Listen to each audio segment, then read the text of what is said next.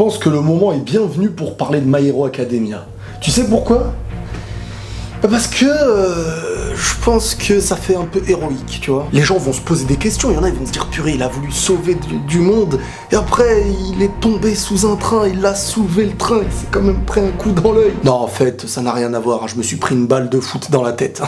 Ouais, ce n'est pas très héroïque, mais bon. Non mais on va faire avec, hein. Moi je m'en fiche de ma tronche, l'essentiel c'est que la vidéo passe. Aujourd'hui les amis, est un grand jour, c'est une nouveauté pour la chaîne. Nous allons parler de My Hero Academia. Je sais que beaucoup de gens parmi vous vont être contents, donc déjà vous mettez des likes et vous mettez plein de commentaires du style super, Riles parle de My Hero Academia. Ouais, en plus il a une blessure dans l'œil, je suis sûr il s'est battu, en vrai c'est pas un ballon. Bon venez on parle de l'animé. Alors My Hero Academia, j'entendais énormément parler de cet animé, je ne l'avais pas vu et au bout d'un an après, eh ben j'ai décidé de me le faire. Voilà, je me suis fait la saison 1 en entière, j'ai pas encore commencé la 2, mais ça va aller très très vite, hein. Il y a que 12 épisodes je crois actuellement. Et donc pour vous dire la vérité, à la base des bases, c'était pas mon style d'animé.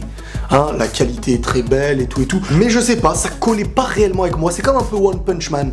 J'aime bien, c'est un loisir, mais ce n'était pas encore quelque chose que je pouvais kiffer un peu comme l'Attaque des Titans, Naruto et tout, je sais pas, il me manquait un petit truc, je sais pas si c'était les dessins, le design, je sais pas, voilà, c'est un ressenti. Mais après avoir vu la saison 1 en entière, et après avoir revu certains épisodes en analysant des petits détails, et ben en fin de compte, il y a déjà un message, et ça on va en parler, et deuxièmement, eh ben, il y a des petits mystères, hein, mine de rien, c'est vrai. Pour les gens qui n'ont jamais vu My Hero Academia, ne vous inquiétez pas, je vais pas spoiler. Je vais parler un peu du premier épisode et un petit peu du ressenti par rapport à toute cette saison. C'est quoi My Hero Academia ? Alors, c'est tout simplement un monde où, à un moment de l'histoire, eh ben, il y a eu des pouvoirs qui sont arrivés comme ça. Tu sais pas pourquoi. Hein, ça, je pense que on va le savoir. Et il y a un mystère qui est mis là-dessus. Il y a 80% aujourd'hui de personnes qui ont développé en eux ce qu'on appelle des super pouvoirs, des alters. Alter, et je sais pas comment on dit. Et donc, il y en a, ils crachent du feu, il y en a, ils arrivent à attirer des objets, il y en a, ils se transforment, ils sont tout durs, il y en a, ils font de la glace.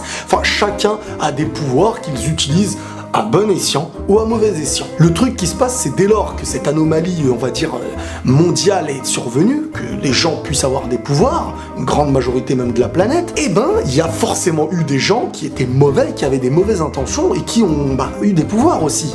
Et quand t'es mauvais, déjà sans pouvoir, tu fais n'importe quoi. Et ben là, il y a eu des gens qui ont utilisé les pouvoirs qu'ils avaient pour en faire des mauvaises choses et devenir un peu des criminels. Et comment un gouvernement va réagir un petit peu face à cette anomalie, hein, des gens avec un super pouvoir, tu vas les mettre en prison, tu vas faire comment ? Il fallait donc donner la réponse au mal avec des pouvoirs par le bien qui possède des pouvoirs. Et donc il y a eu désormais des super-héros. Des super-héros qui avec le temps sont devenus un petit peu les fonctionnaires de la vie. C'est-à-dire qu'en priorité, c'est les super-héros qui se chargent des méchants, des vilains. Dans l'histoire, ça s'appelle les vilains. Vilain, perso, moi je trouve le terme un petit peu...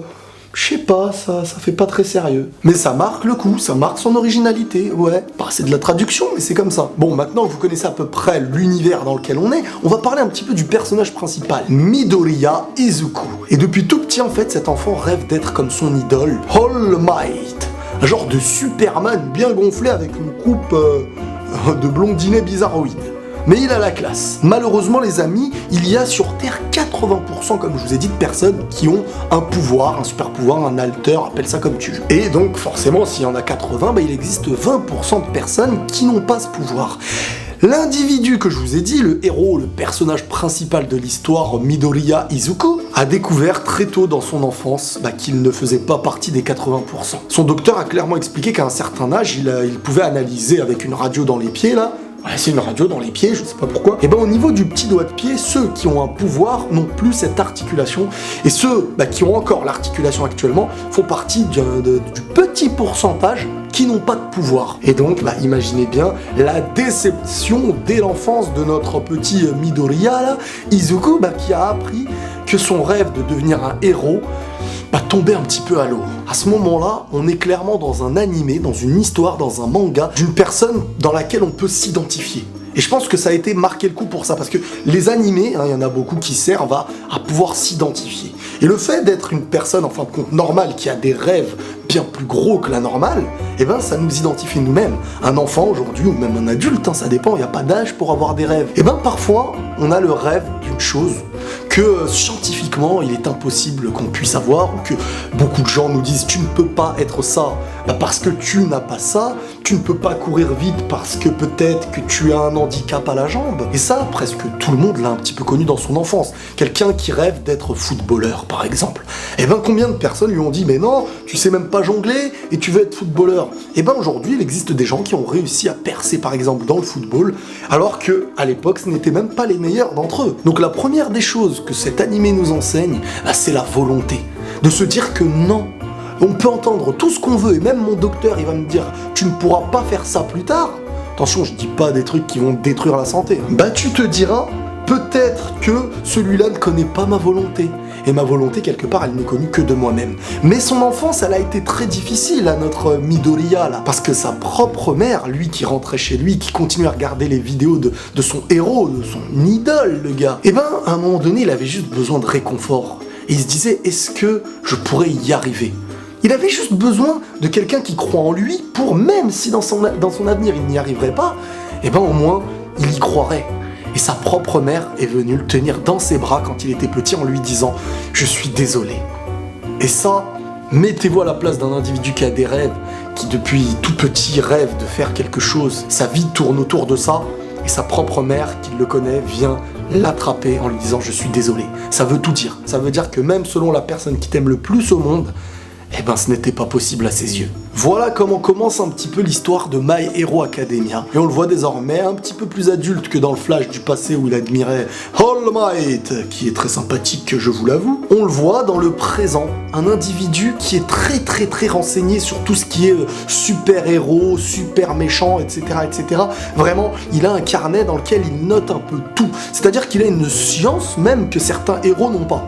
Il connaît les points faibles de certains héros, leurs forces, comment battre celui-ci, comment battre celui-là. Vraiment, il connaît l'histoire de certains super-héros, sans parler de son idole, All Might. Notre ami Izuku Midoriya est à l'école. On a une vue de sa classe. Ils sont en 3e année, si je me trompe pas, et il va falloir s'orienter. Une grande majorité de personnes, de toute manière, veut devenir des super-héros, et ils ont tous dans la classe à Midoriya des super pouvoirs, sauf lui. Et il y a un autre individu très important dans cette histoire, celui qu'on nomme Katsuki Bakugo.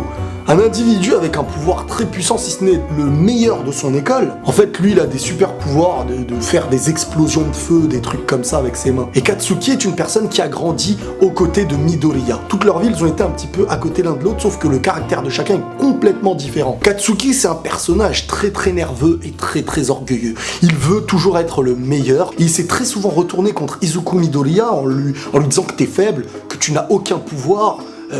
Voilà, il voulait vraiment le rabaisser toute sa vie. À croire qu'au fond, limite, il avait une petite jalousie de lui. Parce que Midoriya Izuku, en fait, c'est un individu qui est très héroïque dans son fond.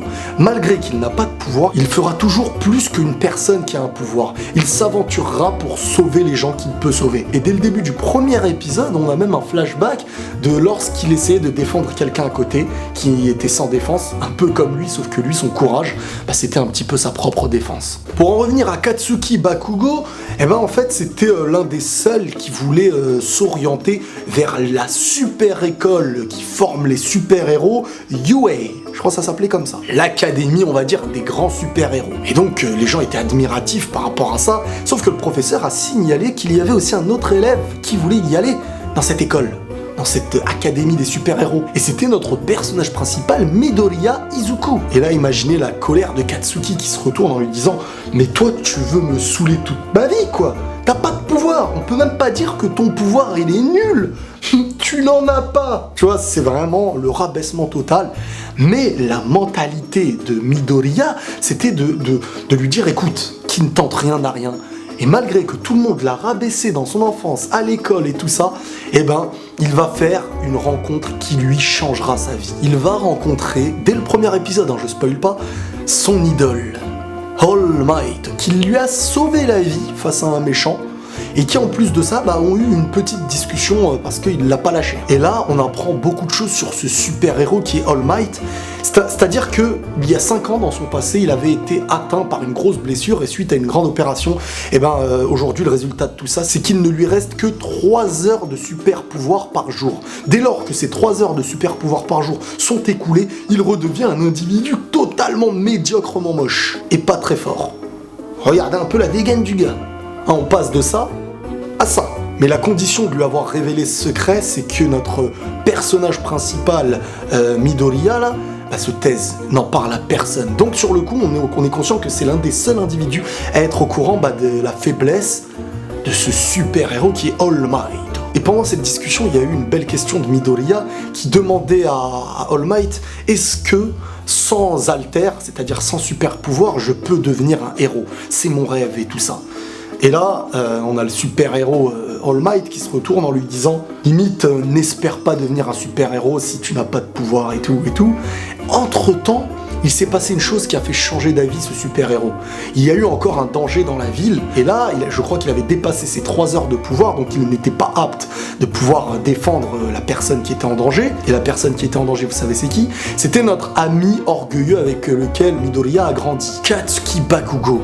Et là, celui qui est rabaissé de tous, celui qui n'avait pas de pouvoir, s'est vu courir en risquant sa vie pour sauver celui qui avait un pouvoir. Alors que même les super-héros sur le coup ne pouvaient pas trop faire quelque chose, et c'est celui qui était faible aux yeux de tous qui s'est lancé. Son courage, sa volonté de sauver quelqu'un.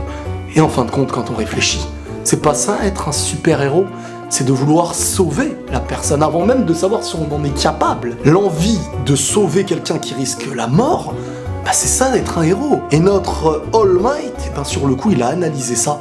Il a vite compris, ça lui a donné même une leçon. Une leçon prise d'un simple amateur qui rêve de devenir super-héros sans aucun pouvoir. Et là, il a raisonné. Et après avoir sauvé tout le monde, il s'est dirigé vers l'enfant en lui disant déjà merci et tout ça. Et là, il lui a dit, tu peux devenir un super-héros. Et je vais t'enseigner et partager avec toi mon pouvoir pour faire de toi mon successeur. Voilà les amis, comment on rentre dans le bain de cette histoire. Il y a beaucoup de choses, ça peut plaire, ça peut ne pas plaire. Mais là, on rentre vraiment dans quelque chose d'un enfant qui n'avait rien, aux yeux de tous, rabaissé de tous, et par son courage, sa volonté avance vers quelque chose qui fait qu'il pourrait avoir un super pouvoir. On ne restera pas des années sur son entraînement, il va ensuite se passer des choses de plus en plus dangereuses par rapport à la fin de la saison 1, il y a que 12 épisodes, vous pouvez les faire très rapidement, et là croyez-moi bien les amis, l'aventure après cet entraînement va bien débuter. Il y aura des compagnons à côté avec des super pouvoirs luxe, des personnages charismatiques, va-t-il rentrer dans l'académie, oui ou non? Que va-t-il faire s'il est là-bas? Que va-t-il se passer? Bref, tous ceux qui n'ont pas encore vu cette saison sont loin de leur surprise. Moi le premier, parce que j'ai pas encore vu la saison 2. Ceux qui ont déjà vu cette saison, vous inquiétez pas, une fois que je serai à jour dans la saison 2, si vraiment ça me tente et que ça me plaît, je ferai, comme je le fais d'habitude, certaines reviews. Et donc, on verra en fonction de ce que ça donne lorsque je serai à jour. J'espère que cette vidéo, les amis, vous aura plu. Pour la première fois, je parlais de My Hero Academia. Et n'hésitez pas à me dire en commentaire si vous voulez qu'on continue ensemble dans ce délire-là. Et si vous avez vraiment apprécié, n'hésitez pas à liker, à vous abonner, à vous réabonner si vous avez été désabonnés. Prenez tous soin de vous, les amis, et la paix sur vous.